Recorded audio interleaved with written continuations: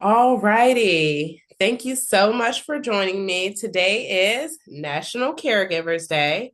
I am Mariah Peoples, and I am the Community Engagement and Partnerships Manager with Healthy Start. I am super excited to welcome Mrs. Pennsylvania, Amanda Neatrour, with us. We are recognizing Mrs. Pennsylvania today for National Caregivers Day. Welcome. If you could please just start off telling us a little bit about yourself, tell the audience who you are and what you want them to know. Thank you so much. First of all, I'm very excited to be here. Your organization does so much good work. My name is Amanda Neatrour. I am Mrs. Pennsylvania American, the current reigning Mrs. Pennsylvania American. As you said, today is National Caregiver Day. And this day is particularly important to me for many different reasons. First of all, I am a mother of two beautiful boys, 5 and almost 3. I'm also a primary caregiver to my mother who has Alzheimer's. So I am one of the members of the sandwich caregiver, right, generation on both ends, right, juggling both. And in addition to that, because of my experience, my platform as Mrs. Pennsylvania has been all about raising awareness of the challenges faced by caregivers and how necessary it is for leaders to center our experiences Mhm. in everything they do. So whether it's legislatively, whether you're an employer, right, or the director of human resources, or even you're an organization like yourself, right, that provides resources. And I know that you all focus, right, on our littles. However, why I'm so excited to be here with you is because I know that you all have been intentional about recognizing, right, if the caregivers of those littles aren't well, right, that has an impact on those babies and those children. And so National Caregiver Day is an opportunity, right? It's also Thank a Caregiver Day, right? It's not just about saying thank you and recognizing that we exist. It's an opportunity to understand, like, what are you thanking us for, right? What is it that we do for our communities and for society? And really, we are unsung heroes. We provide, Absolutely. you know, we provide support because, many of us do it. It's a labor of love. I do not get paid to be a mom. I do not get paid to support my mom. It is work that often goes unnoticed and often goes unsupported. It's my platform as Mrs. Pennsylvania because lack of support for caregivers has very real detrimental impact on those caregivers who are generally, not always, but generally women, Right. right? Right. Generally women. And we also know that when it comes to care work, right, it's generally women Hmm. overrepresented by, right, Black women, brown women, women who typically have immigrated. Yep. Uh, we also know that in addition to, right, not having resources to support, right, because it's generally women, Right. that care workers are grossly underpaid for the same reason. Right. Caregivers go ignored, care workers go ignored because it's considered women's work. And So it's important for me to be open and vocal about telling and showing people like I'm here, I do this work, it's important to me, and I need help, right? We need Yes. help. We need help. We need Support. support. I feel that 100%. Okay, so that was actually perfect. So that did answer my second question as to what National Caregiver Day means to you. But if you could talk a little bit more and go a little bit in depth about two scenarios, give me, some of the challenges that you faced as being a caregiver, and then what were some moments of fulfillment and joy? Ooh, yes. So, from both ends. So, I'll talk about it from both ends. So for my children, probably the greatest challenges was navigating, right? What it means to be a mom, especially a new mom.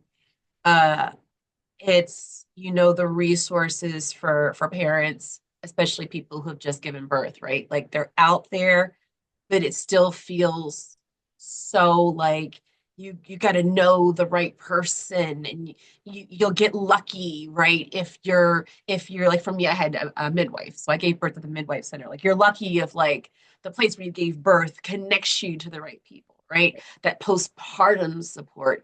Um, Trying to find a good pediatrician. Uh, Mhm. oh my goodness. And as a Black mom, right? A pediatrician who's going to take care of my babies. Right. um, You can trust, right? yes, exactly. And probably the greatest challenge outside of that was childcare and education. Yeah. Um, just really understanding firsthand um, how challenging it is to access quality, affordable childcare. Like calling these places like, please, please, please, please, please, please have an opening, right? Or it's like, Yes. we haven't opened it in 6 months. We can put you on a wait list. Like, I mean, it Right. took, and in pandemic, like notwithstanding, because I gave birth to my oldest child right before the pandemic and my second one during the pandemic. Oh, So, like, take COVID off the table, right? Like, I tell people childcare and school. I call it the education Hunger Games because I feel like you're really out there. Like again, it's luck of the draw. It's like, and mm, I'm okay. fortunate. I have found great programs for both my boys, but when I tell Mhm. you, it took months and months and months. Um, Even with my oldest child, like the place where he was before, when I first went back to work, I had to take him out of there because he wasn't being cared for properly. Wow. Um, and that's a whole nother story. And then, but the wins, is, you feel so empowered when they are thriving Mhm. because right? When you take a moment to say, this is hard, but I'm doing it, right? Mhm. So when they're doing well and they're thriving and they're hitting those milestones, like, and they take their first steps or they say their first words, and my kids are old enough that they have those interests. And so that is gratifying. And then just briefly on the other end for me, it actually is very similar. Like, where are the resources? Who are the people? Who are the helpers? Mhm. Being a caregiver to someone with, Alzheimer's, a form of dementia. Um, Again, the resources exist. However, right, Right. similar to childcare, underfunded, understaffed, under-resourced, and the people who are doing the work are doing, the Lord's work and doing the best they can. And then, the wait lists and times once you get connected, and, knowing someone who knows someone who can refer you to this person, the lack of resources, the lack of funding. It's um adult daycare literally costs the same as childcare. And I'm not there yet, but we're talking like 350 a week. And up. And that's not even for like when they need long-term care, like live Mhm. in. So the expense. However, again, on both sides, there's something really powerful about working through the challenges. And okay, I made this appointment, right? I made this appointment. I made this doctor's appointment. I got him there. Mhm. I got him there, right? Um, like I got them the clothes. I fed them today, right? Like, and just being like, I did it. Mhm. I'm doing it. I'm doing it. And So it's one day down, right? One day down, and tomorrow we'll worry about tomorrow. that's it. That's probably the most humbling part of this is, I'm a planner, I like to be like, okay, Same. 10 years down the road, right? Out the window, Out the window. out the window.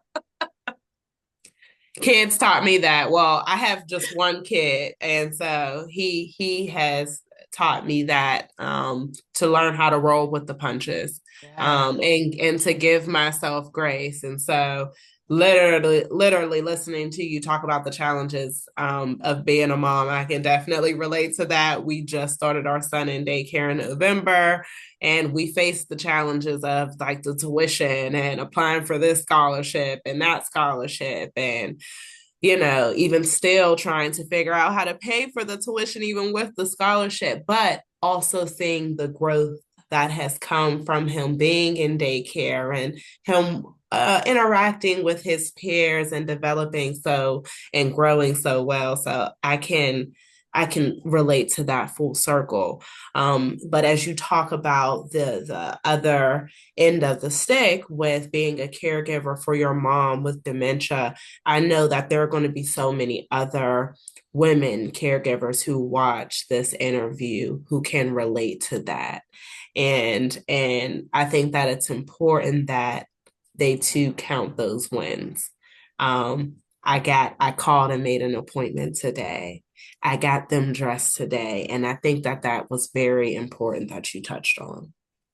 Thank you for that. And because it's you can get so bogged down with all the things you feel like you're dropping. And I Mm-hmm. feel like this is honestly like just being a mom alone, like, right? Not even adding the rest of it. Like, you want the best for your kids. You Mm-hmm. do, right? And there are just so many unnecessary barriers to getting them the best. And yet, every day we get up, we step up, and we figure it out because that we don't have a choice. That's it. Like we have to figure it out. And so, but to your point, right? Like on the other side, um, it has been a very long journey for me. Like I've been a sandwich caregiver for almost, it'll be 3 years this summer in the end of July. Mm-hmm. I've been a mom for over 5 years, but I've been a sandwich caregiver for almost three.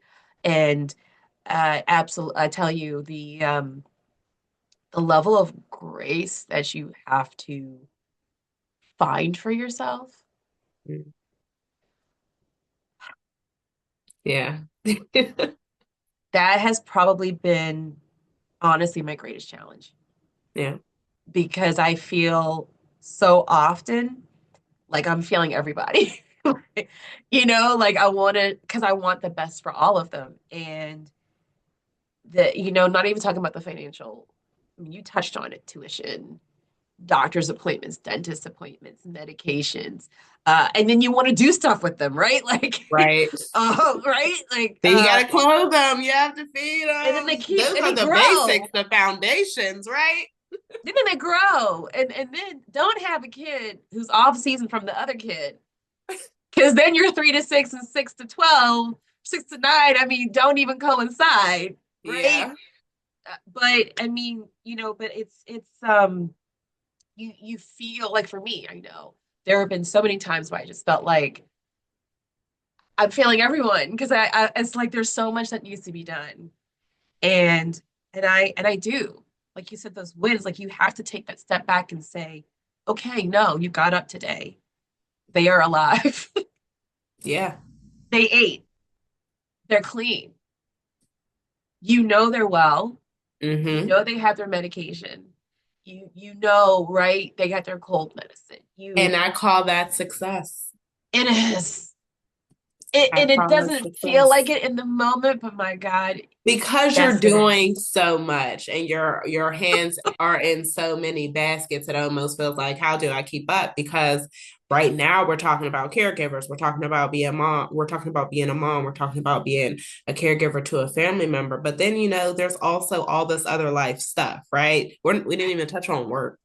So so yeah. Job? Oh Right, so yeah, it that's why I said it's so important to focus on the wins no matter how small, because we do tend to feel like we are falling behind in some way somehow.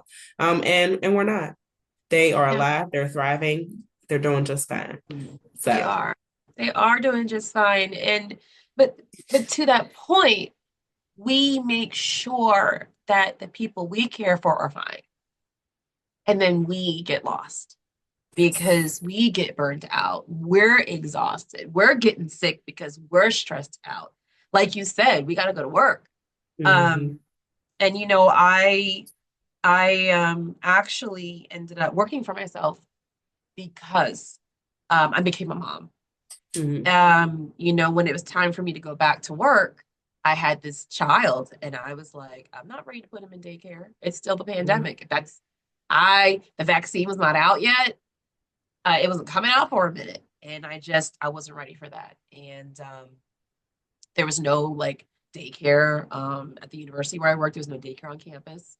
Mm, And so I was like, well, what am I going to do? And you know, just because we still live in this country, right? We still live in a society that does not center the needs of humans in yeah, terms of their development, their growth. Like certainly, again, when it comes to caregiving, it's just something we're supposed to do. Like there's right. no thought given to the fact that we work, Yeah, moms work, yeah, and they're like, yeah, work, do this job, and do the job of the mom because I mean that's just right, what you do, right? No right, other and then thought just to figure it it. out.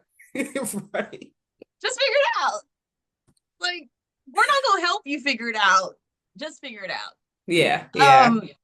And so, I mean, don't get me wrong, my boss at the time was a wonderful person, but I was like, you know what? I have an opportunity to work for myself, be a consultant, doing what I was doing before, but I have the flexibility to be at home with my child. Right. Um, and again, many don't have that opportunity. Um, and you know, having my second child and then becoming a caregiver to my mom, I do not know how people in my situation do it with a 9 to 5 or an 8 to 4. Like, again, we don't have the flexibility to take off, right? I know that people are trying to make that change, but you know, the number of times that the number of doctor's appointments alone, right? Like when you have like little kids, right? Like your well visits are like every 3 months. All the time, right. Right. And then twice a year. Right. The dentist is still twice a year, no matter how old you are. And Um, let's and that's when the baby's is here. We're not even talking about prior to the baby, all the prenatal appointments where you've had to take time off to make sure you did that. Yeah. yeah, absolutely. And then, you know, with my mother being as old as she is, she's older now, you know, and all her appointments, her specialist appointments, like again, she has to go to the dentist. Um, it I am just like I reflect all the time on this is hard enough for me, and I Hmm. work for myself from home, you know, unless like occasionally I go meet a client somewhere, but Right. or do a service for them on site. But I'm just like, how? Because it's hard enough for me, it's challenging enough for me. Hmm. If you don't happen to work for someone who gets it, who makes those accommodations for you, Yeah. this is how people lose their jobs. Like people have to quit their jobs to take care of their loved ones. Yep. And then how you gonna pay for daycare? You don't. It's so much that is so much on our plate, so much on our shoulders, so many decisions to weigh. And it really shouldn't be that complicated. It really should be more accommodating for our mothers, for our caregivers. And it's Absolutely. not. Absolutely. And at the end of the day, because we don't have the resources, like, and again, universally, right? There are Mhm. one-offs, right? Some people get lucky and have a great employer. Some people are fortunate to live somewhere where there might be more resources, like in the state where they live, or the county where they live, or the city where they live. Mhm. But if you're not one of those people who was fortunate to like live next door to your parents, right? Right. Who can help you, or your aunt, or even as a care, like you know, for me, like if you don't have siblings who can help you, right, Right. or right, then you're just on your own. And what happens then is the people you're caring for aren't always getting what they need. I Right. have a car. What about the parents who don't have cars? And now we're talking about we're on the bus for an hour each way, getting our loved ones where they need to go. Right. And it just it weighs heavy on me. It really does. Because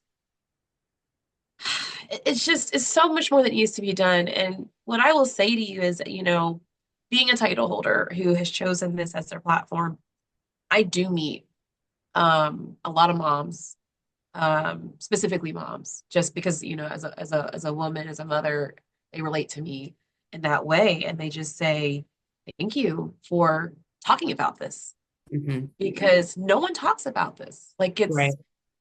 I mean, I feel like the conversation is finally starting to be had more, Hmm. but it's still not one that's at the top of mind for folks. Right. Not the way that it should be. Well, let's get a little bit more into that specifically. Caregiving is deeply connected to maternal and child health, and we've touched on that. We talked about that. How do you think we can better support parents and caregivers during like the postpartum period and beyond? Oh my goodness, yes. Oh my goodness. Again, right? Like I just remember like all the time spent like trying to get things ready, like getting all the things. And then you have this baby. And first of all, the expectation that any human being who goes through something as dynamic as giving birth to another human being, um, the expectation that they're supposed to pop up 6 weeks later and just like go back to whatever job they had. And then also, we're not going to pay you. Right. Which is nuts, but right. So you are going to carry this human like life, right, for nine Mhm. months.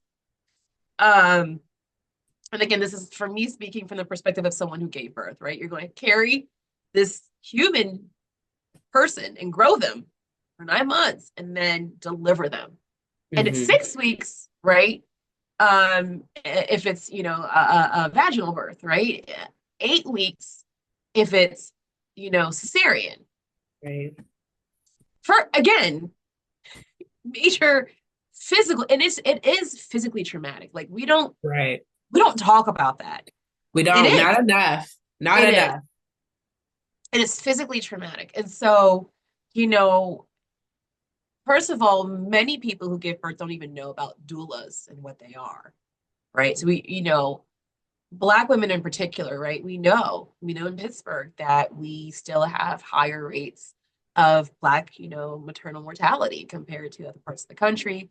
We know that Black and Brown women, especially Black women, are overrepresented in maternal mortality rates, and infant mortality, right? Because, like you said, they're connected. And so, postpartum, right? There's postpartum doulas. Hmm. We is something that most people don't even know exists, right? Right. And then, right, support and resources around feeding, right? The importance of knowing about, breastfeeding, but also, what if that's not viable for you? What do you do? Where do you go? Um, it's expensive. It's expensive. Um, and I feel like so much focus again is on the baby that you gave birth to. And again, as caregivers, right? Like so again, I gave shout out to the Midwife Center of Pittsburgh. And I shout them out um because of my insurance, right? I was able to have up to 8 postpartum counseling sessions.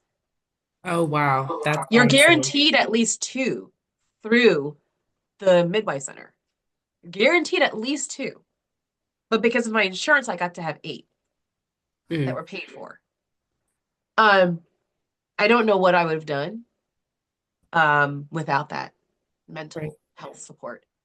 Um, I'm again navigating the newness of it's like you're carrying this person, all of a sudden, oh, they're here. And again, because of where I gave birth, instant connection to their postpartum support sessions where like once you go back to work, right, you get to be around other people who have kids, who are at work and have had to drop their kid off at daycare for the first time, right? And Right. that how hard that is, right? We don't talk about that. And again, that's not for everybody because some people are like, yes, please, I need a break, and that's fine. But I remember, for both my kids, dropping them off for the first time at daycare, um, Tough. especially my especially my oldest one because he went to daycare for the first time. He was like 3.5 months old. So he was like almost 4 months old when the pandemic hit. So he went for like a month. And I remember at 3 months old, I was like, I don't want to drop off my baby.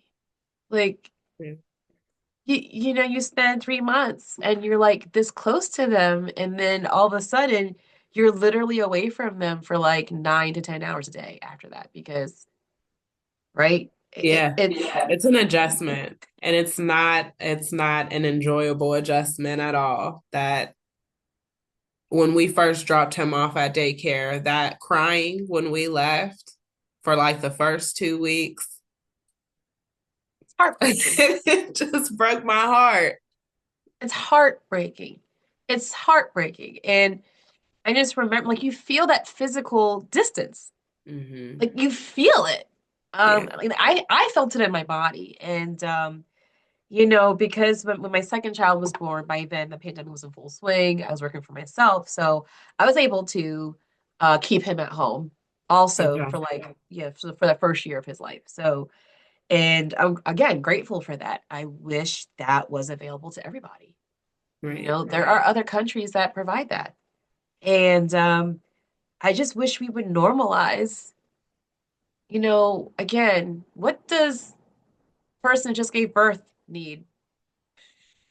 Right. And right, and not just 6 weeks and 8 weeks, but like that first year, that Exactly. first And year. I think when you touched on when we were talking about the challenges, the resources, it shouldn't be so difficult for our mothers to be able to find the resources that they need. It should really be at the tip of their fingers, right? So Absolutely. I think that that is an important touch. I mean, and like the childcare, right? Like the first place my older son went to, I remember like I was out to here when we went to interview and apply. Like he was due in October, and we were literally putting a deposit down like in like March, April, Wow. because this place was like right around the corner from where I worked. Apparently, Hmm. it was like sought after. Um, yeah, they were like, "Oh yeah, we'll have an opening by then." So I'm putting a deposit in like whatever it was for like January of the following year to guarantee a That, spot. yeah, that's nuts. That's nuts. And I'm learning it now. I'm like I said, I'm learning that now. And then how I didn't even know daycares went by like certain school years. Like I didn't know that it ends at a certain time and a summer session starts back up. And I'm just like so many new things I'm learning and having to just adjust and make Yeah, it happen. yeah. And this cost is that the summer cost is different than the yearly tuition cost. Yeah, it's nuts. Literally identifying resources is a part-time job. Yeah, it So, is. so like my older son went to summer camp for the first time, not this summer, but 2023. He went Hmm. to summer camp because before he was in daycare year round. So once he started, so he's in the Montessori program now, but school ends and now it's like, so I'm like, it's like April, and I'm like, what am I going to do? And so this was also, so my mom came in that summer of 2022. So I spent like all the time I was supposed to spend like applying for him to go to school, figuring out summer. I was just getting her baseline with my family, getting Hmm. my family baseline and bringing my mom in. So I look up and I'm like, oh, what summer? What am I going to do? And when I tell you, I had to like cobble together like this week here, calling my mother-in-law, can you come? Like, can you take them? Like, I had friends sending me like, hey, Amanda, like this summer camp has openings this week. And I'm like, right? And of course, by then, any of the affordable, forget about Gone. forget about Yeah. it. Forget about it. So, so of course, like after that, I was like, okay, now I know what I'm doing. But again, right? Like it shouldn't be so hard to find places for your loved ones that are safe, Hmm. where they're going to be well cared for, where and also where they're not going to be sitting around, right? Like Right. watching videos or coloring the same coloring book they've been coloring for like the last 3 months. Something interactive and engaging and educational. Right. Right. And then some programs feed your kids, some don't. Some programs feed your loved ones, some don't. Yeah. It, it's like, again, right? Like the amount of time I spend just keeping track of all the things. It's absolutely incredible. It's absolutely incredible. Again, like you said, why is it not just at our fingertips? Right. And you talked about in that during that time how you had friends, you had your mother-in-law, you really had that village of support. And so, what role does community support play in helping caregivers thrive? Oh, it's everything. It's absolutely everything. And that's why I'm grateful for organizations like Pittsburgh Brown Mamas, like shout out like to Mhm. Muffy, right? Right. Because that's actually how I found my children's pediatrician. Again, shout out to Awesome. Dr. Udekwu, who Oh, don't get me started on Dr. Udeku. Okay. Okay, now listen. Dr. Udeku took care of me as a kid. And she takes care of every baby in my family. She has been in our family for so long. And I switched my insurance over to make sure that my son, I didn't even have a provider with UPMC, right? I right, needed to switch it over because he had to go to Dr. Udeku. absolutely. Absolutely. Absolutely. Oh yeah. Listen, when I had to switch insurances, the first thing I did was like, what insurances do y'all take? 'Cause I need to make sure that my kids. So when I tell you I got in and I told her, it's like, you can't go anywhere. Like Nope. you were literally like but Nope. again, right? Like I found her because Muffy created this space for black women, black mamas. And it doesn't matter if you're, someone who gave birth, if you adopted, or if you're an auntie, or if you're a grandparent who's like taken care of, because we don't have those resources, right? So, and I said, where do I take my kid? Like, I know, like someone's going to take care of my kid. And they Yep. said Dr. Digwu. And same thing for me. Like, um, my youngest goes to the John Hines Child Development Center in Uptown. And I'm telling everybody, like, send, like, if they have an opening, send your child. They're a nonprofit child care center, Oh, a wow. nonprofit, which What's the means name again? John Hines Child Development Center. Like, and so that's significant because they don't have to depend on maximizing their classrooms. And Right. they're able to focus on the care and well-being of their workers. So of their childcare workers. So even though, right, childcare workers get paid dirt, if we're honest, right? Right. They are able to like my son, he's almost 3. I Hmm. think there's never more than 8 kids in his classroom. And Okay. there's two teachers. Yep. Yep. Two That it's teachers. very similar to where my son is. There's no more than eight to 10 because not every child comes every day, but there is two teachers in the Yeah, classroom. two teachers. In the 1-year-old room, no more than 6 with two Hmm. teachers. Yeah. They're a 4-star center. They're connected to the Jubilee Kitchen. Um, they feed your kids. They feed your kids, and they have scholarships. I So love that. like, uh, listen.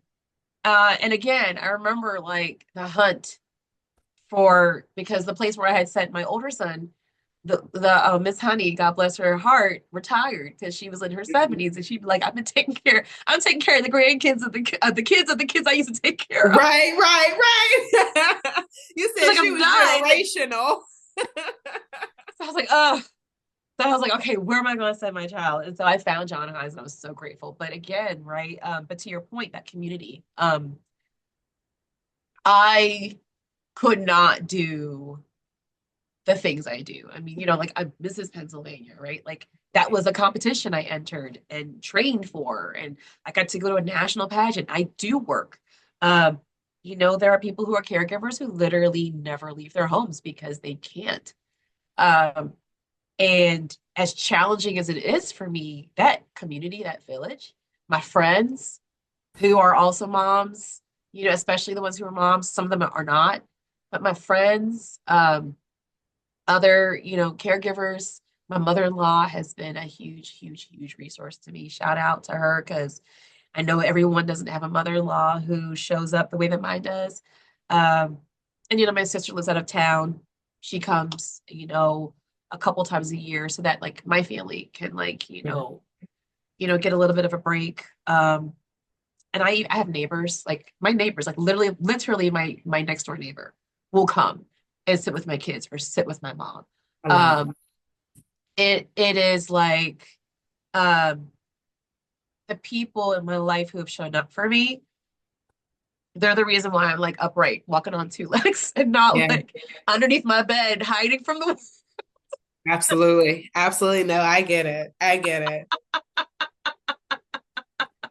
Well, as we um come to the end of the interview, and I really hate it because I feel like I Oh, could talk to you for this is hours. a great Seriously, right? conversation. It really is a good conversation. I always want to you said, listen, I really am now, it really has been enjoyable, and there are going to be so many things that were touched on during this interview that people are going to watch and be like, I can relate to that. I can relate to that. I can relate to that. And then there's going to be people who didn't even know that there was something called National Caregivers Day, right? So just bringing that awareness. But I always like to leave things with like a call to action. So, what would be one small action everyone could take today to recognize and support caregivers in their lives? I love that question. So, if you are a person who is friends with a caregiver, is related to a caregiver, has proximity to a caregiver,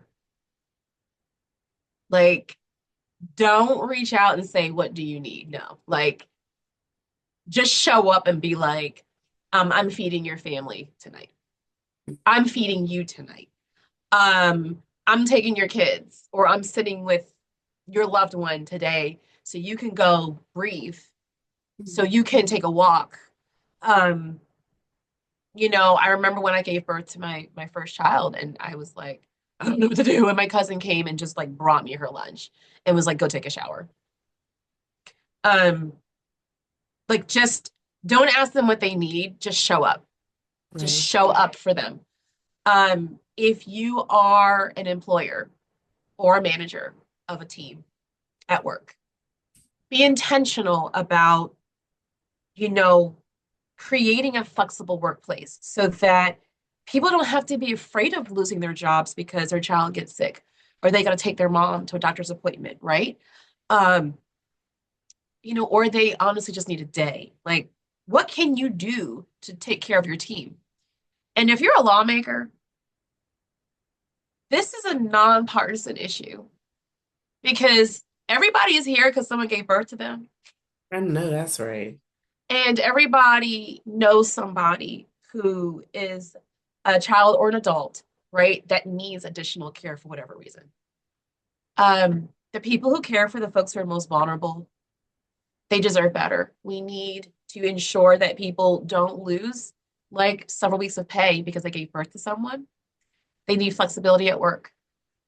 We need direct resources, right, to more accessible, affordable childcare. And also, right, let's pay our people. Yes, please.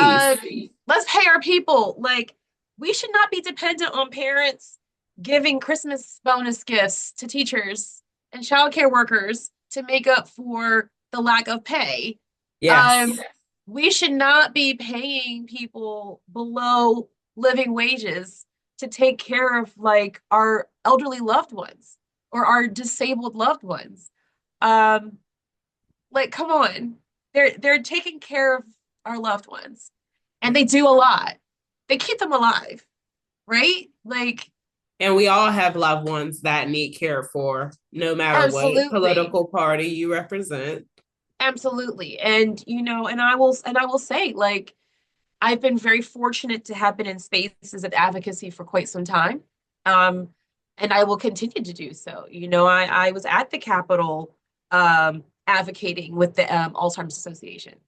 Mhm. I wanted to be connected to your organization because, organizations like yours are important to our communities. So my call to action is, folks, we need to be intentional about supporting our caregivers, about fighting for policies, laws, measures in our society that does what it needs to do so that things aren't so hard.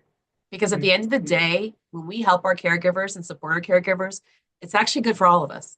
Right. And and we're a community, whether people recognize it or not. So let's just show up for each other. And so that's all I got to say. And oh, to the caregivers, as hard as it is, find that 5 minutes of time for yourself. Absolutely. Do it. That's my call to action to caregivers. I love that. I love that. Well, thank you so much, Mrs. Pennsylvania Amanda Neatrour. Neatrour, close. Neatrour. It's hard. It's hard. Neatrour. I really do appreciate you taking the time out today to talk a little bit about yourself, but really to focus on the importance of caregivers and the work that they do. So big shout out to all of our caregivers, local and nationally.